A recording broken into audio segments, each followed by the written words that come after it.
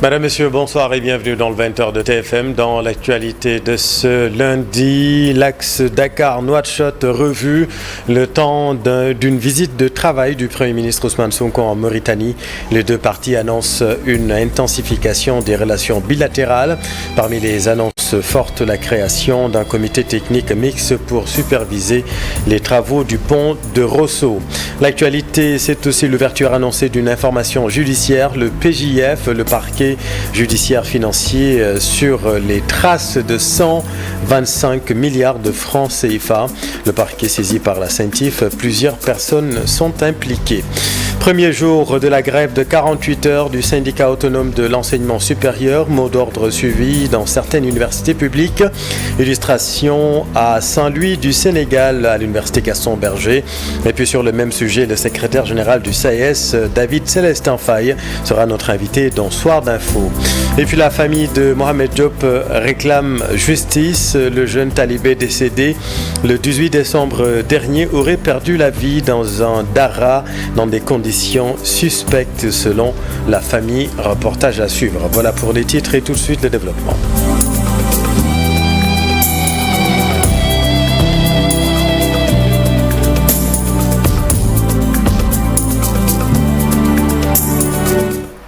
Mais d'abord, le rapport du comité technique sur la gestion du foncier. Le gouvernement décidé à apporter les mesures correctives pour chaque lotissement ou aménagement.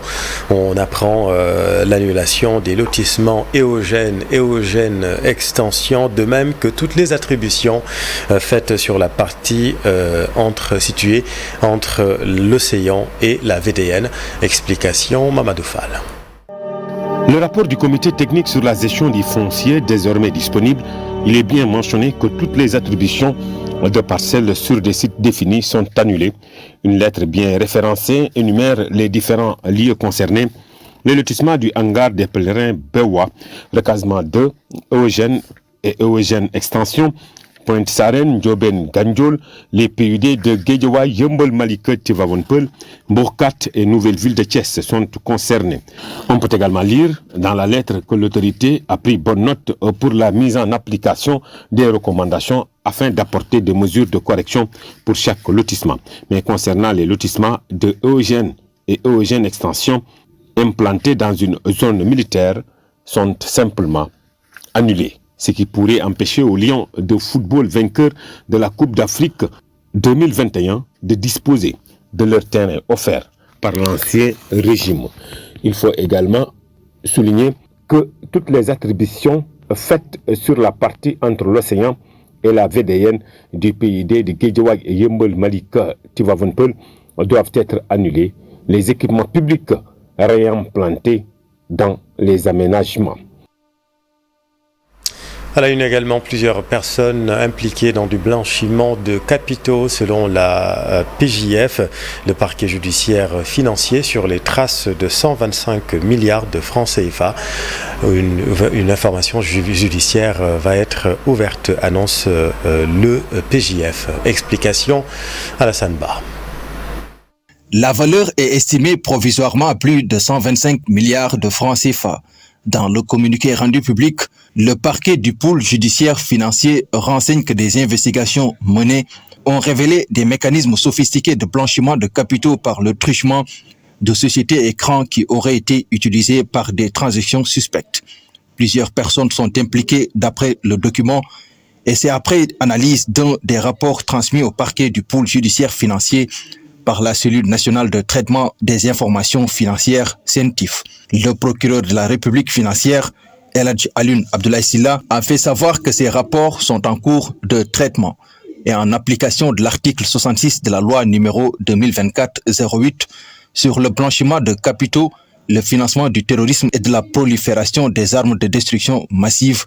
Le parquet financier envisage l'ouverture d'une information judiciaire. Les faits visés sont association de malfaiteurs, blanchiment de capitaux, escroquerie portant sur les deniers publics, corruption, trafic d'influence, abus de biens sociaux.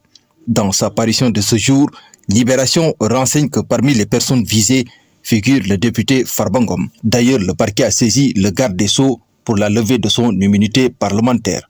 Mais Farba Ngom a déclaré dans Source A n'avoir jamais reçu de convocation.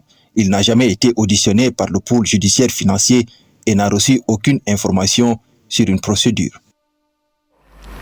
L'axe Dakar-Nouakchott revu le temps d'une visite de travail du Premier ministre Ousmane Sonko en Mauritanie. Les deux parties annoncent une intensification des relations bilatérales. Parmi les annonces fortes, la création d'un comité technique mixte pour superviser les ponts de Rosso. Voici Ousmane Sonko. Monsieur le Premier ministre, me permettrait également d'évoquer le pont de Rosso dont la réalisation marquera une étape décisive dans la coopération entre les pays et renforcera l'intégration régionale. Le taux d'exécution actuel des travaux est de 30%. Il subsiste cependant de nombreux défis qu'il nous faudra encore relever pour nous assurer de la livraison de l'ouvrage au plus tard le 31 juillet 2026. Nous en avons échangé tout à l'heure. Et il est convenu de mettre en place un comité technique qui va se charger de lever les dernières équivoques et nous permettre rapidement de passer à l'exécution. Outre l'énergie et les transports, nous aurons également l'occasion d'évoquer d'autres secteurs stratégiques dans les domaines de la pêche, de la sécurité, entre autres. Je dois dire même que nous avons eu tout à l'heure longuement le temps d'évoquer toutes ces questions et d'accorder nos points de vue et de dégager une parfaite convergence par rapport à ce qu'il faut faire. Monsieur le Premier ministre, nos chefs d'État ont ouvert un nouveau chapitre dans les relations bilatérales sénégalo-mauritaniennes, marquées par une entente mutuelle et une concertation permanente afin d'accélérer la réalisation des aspirations légitimes de nos peuples pour davantage de progrès et davantage de prospérité. Cette nouvelle ère augure de perspectives plus que prometteuses pour le partenariat sénégalo-mauritanien. À la une également de l'actualité, le mouvement d'humeur dans l'enseignement supérieur. Premier jour de grève de 48 heures du syndicat autonome de l'enseignement supérieur. Mot d'ordre suivi dans certains établissements publics. Illustration à Gaston Berger de Saint-Louis, Ousseynou Diop, Habib Seck. Pas de cours à l'université Gaston Berger de Saint-Louis aujourd'hui. Devant l'esplanade, on note surtout les va-et-vient des étudiants députés face au comportement des autorités qui ont négligé les menaces du syndicat autonome de l'enseignement supérieur. C'est une revendication légitime en cas de décès d'un enseignant ou d'une enseignante. Il est tout à fait légitime que le veuf ou la veuve perçoivent une partie. L'État ne doit pas normalement, l'État ne doit pas perdre un décret. Au bureau du SAES, les enseignants sont partis avant même 10 heures. Ici, le mot d'ordre est bien suivi. On est à 100%, donc voilà, les enseignements ne se déroulent pas. Donc je pense que les collègues ont observé dans la rigueur le mot d'ordre qui est décrété par le syndicat. Les enseignants du supérieur exigent des mesures concrètes pour régler définitivement ce problème pour une meilleure prise en charge des veufs et veuves des enseignants du supérieur. Oui, c'est des revendications légitimes. Pour rappel, en fait, le SAES ne demande que l'application de la loi. Un décret qui a été examiné et adopté en Conseil des ministres au même moment que la loi d'amnistie. À l'université Gaston Berger, les amphithéâtres sont fermés. Le mot d'ordre de grève du SAES est bien respecté dans ce temple du savoir. Et on continue de parler de ce sujet dans Soir d'Info, la suite dans un instant avec le secrétaire national du SAES, David Célestin Faye, tout à l'heure. Tout autre chose, la famille de Mohamed Diop, décédé le 18 décembre dernier, a organisé ce dimanche une marche dans les rues de la cité Fadia pour réclamer justice. Mohamed Diop, ce jeune talibé qui aurait perdu la vie dans des conditions suspectes dans un dara. Sa famille réclame justice. Reportage Abdoulaye Diop.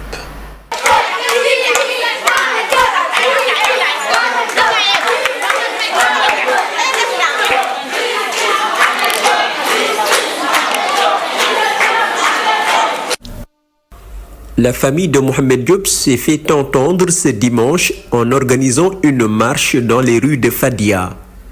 Partout où il passe, les marcheurs réclament justice pour Mohamed Diop, décédé le mercredi 18 décembre 2024. Pour la famille, le rappel à Dieu de leur fils dans une école coranique n'est pas naturel Ils accusent son enseignant d'être responsable de ce qu'ils qualifient de crime. Dans les rues, ils appellent les habitants à ne plus inscrire leurs enfants dans cette école. Les manifestants arrivent finalement devant l'école coranique. Selon sa tante, Mohamed a commencé à étudier le Coran fin 2019. Quelques années plus tard, il avait terminé la lecture du Coran dans son intégralité et poursuivait ses études dans cet établissement. Lors du dernier mois de Ramadan, il avait même dirigé des prières surrogatoires.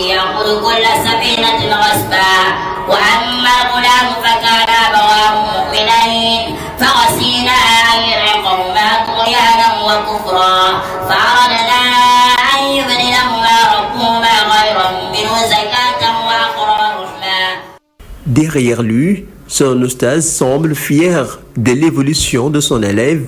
Mais alors, comment aurait-il pu le tuer?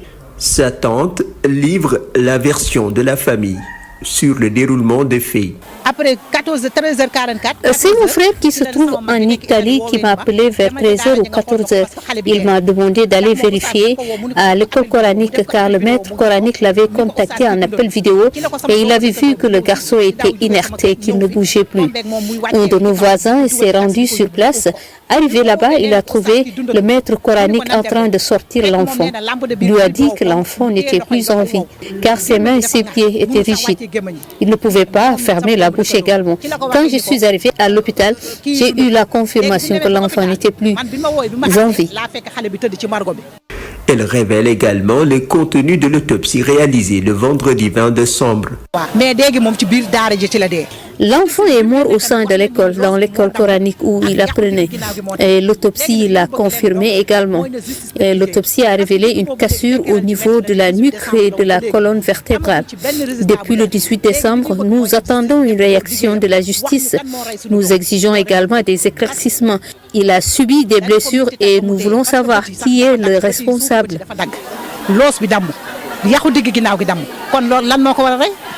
La tante de Mohamed témoigne qu'il subissait déjà des violences avant cet événement tragique. Nous avons certes perdu un être cher, notre enfant, mais nous avons besoin de savoir qui l'a tué. Nous demandons aux autorités d'agir rapidement.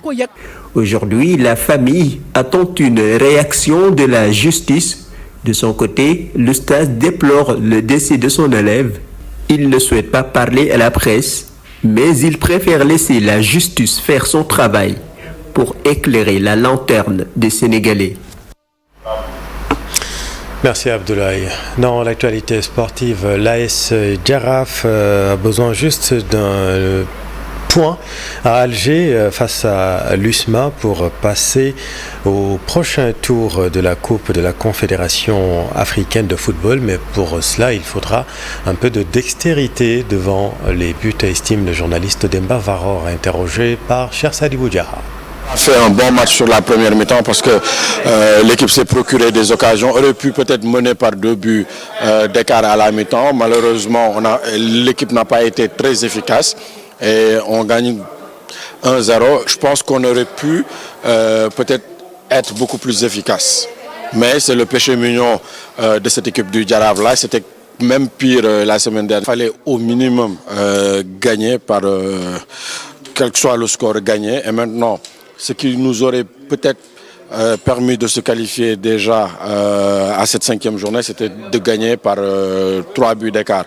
Malheureusement, on n'a pas pu le faire. Il y avait de la place parce qu'on a eu quand même quelques occasions après avoir marqué le but. Je pense qu'on aurait pu gagner ce match, mais tout compte fait, on gagne 1-0 et on passe devant. Maintenant, il va falloir concrétiser ça, aller en Algérie la semaine prochaine et apporter là-bas un résultat positif. Basket, à présent, l'AS Ville de Dakar à Rabat au Maroc à la recherche de joueurs pour renforcer son effectif en vue de la 5e édition de la Basket Africa League. Le reportage de Cher Sadibou Diarra. Venus de 11 pays de tous les continents, 34 joueurs dont 4 Sénégalais ont participé du 10 au 12 janvier au Combine à Rabat au Maroc, un camp de recrutement pour les équipes participantes à la Basketball Africa League 2025. Le niveau était présent. On a fait 3 jours intenses. Les matchs étaient intenses. Il y avait le niveau et tout. Je pense que avec le match qu'on a fait et avec le match que j'ai fait, il y a chance qu'on participe à la BAL, tu vois, que ce soit avec l'AS de Dakar, bien autre chose. De toute façon, ça a été. Bon combine, de base, c'était un truc très spécial. Pour moi, c'était mon 3e fois cette année. Le niveau était très bon et j'ai eu le plaisir à venir ici. Et, je vais jouer avec Ville de Dakar cette année, donc je suis déjà sélectionné. Je suis juste venu voir et faire le combine pour une dernière fois. Recrutement de Matar Gueye, déjà acté, l'AS Ville de Dakar, le représentant du Sénégal, est encore à la recherche d'une perle rare. Le niveau de jeu, c'est acceptable. Il y a de haut niveau et de bas niveau. Hein.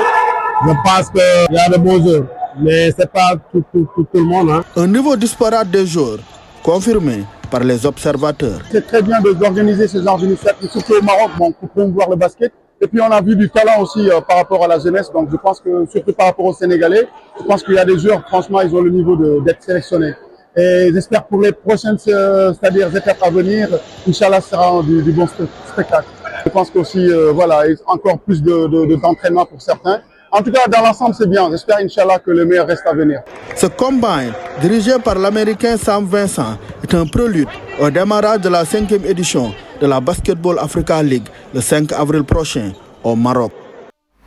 Lutte avec frappe, l'avenir de Gris Bordeaux, le Tigre de Fass. Son avenir s'écrit en pointillé dans l'arène sénégalaise. Il a encore perdu hier face au lutteur Zarko. L'analyse du chroniqueur Malik Tchandoum. Zarko et Gris Bordeaux ont livré un superbe combat. Et durant ce combat, Zarko a été très tactique. Après le round d'observation, il a vu que Gris n'a pris aucune initiative. Sur ce, il a décroché un crochet droit. Ensuite, il est allé saisir le ngembe de Gris Bordeaux. Et à partir de là, il a imposé sa puissance physique, athlétique et sa force. Il a tout simplement, d'un coq à jambes dévastateur, éliminé l'équilibre de Gris et le basculé à terre. Donc ça a été un combat durant lequel Zarko a été le plus entreprenant. Il a affiché une force physique phénoménale et il a facilement battu Gris Bordeaux. Alors cette victoire est la 6e d'affilée pour Zarko. Ça lui ouvre les perspectives qui suivent. Il peut logiquement défier Eumeu Sène, il peut également affronter Tapha Tine ou bien Sa Thiès. Pour Gris Bordeaux, pour moi, à mon avis, c'est la fin. Parce que depuis 2015, il n'a plus eu de victoire. 12e défaite pour le 3e Tigre de Fass. Je crois qu'il doit tirer sa révérence et se rendre à l'évidence. Parce que pour moi, Gris, c'est fini. Il faut qu'on cherche un autre Tigre pour l'introniser 4e Tigre. Mais pour Gris, c'est la fin. Félicitations à Zarko et bon courage à Gris Bordeaux. C'est la fin de cette édition. Merci infiniment de l'avoir suivi. Dans un instant, Soir d'Info, la suite avec le secrétaire général national du SAES, Monsieur David Célestin Faye. À tout de suite.